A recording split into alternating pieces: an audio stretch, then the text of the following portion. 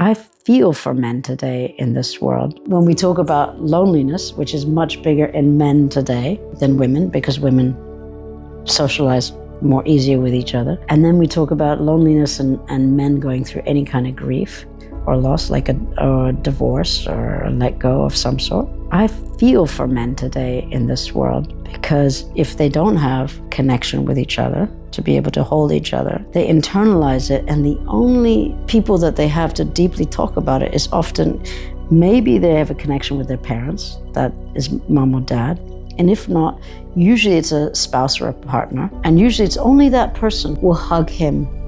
And if he loses her, for example, or their relationship ends, who does he hug? I really feel for men in that.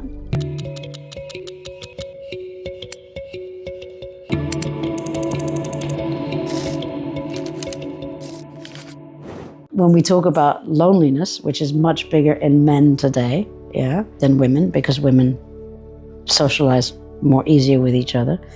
And then we talk about loneliness and men going through any kind of grief or loss, like a divorce or a let go of some sort.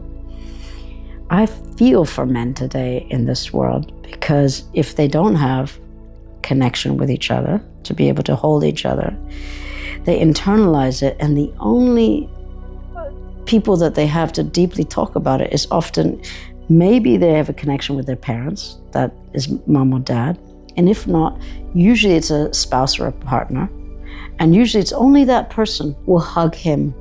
And if he loses her, for example, or their relationship ends, who does he hug? I really feel for men in that, because we as women can hug. We hug each other constantly, and we hug our male friends.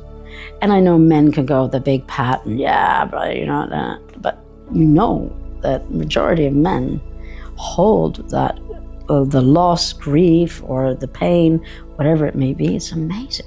I realized that only really talking with men who are really facing that and really willing to share that, like that they've got no one to go to, or suicide's high with men. It's amazing that it's, my father committed suicide in his 60s because his wife left him and he had no one left. Like, that was his world, just fell apart. And he was a successful businessman running one of the biggest companies. I'm not going to go into the company, but it all didn't matter anymore because, and he didn't even drink alcohol. He just went into a massive depression and didn't know who to go to. Like, this holding that, the masculine holding the masculine, I feel, is very powerful, because of course I can hold men, but I think men holding men, to see a mirroring, man opening up and go vulnerability. And the way that you can continue this work, of course, men love structure.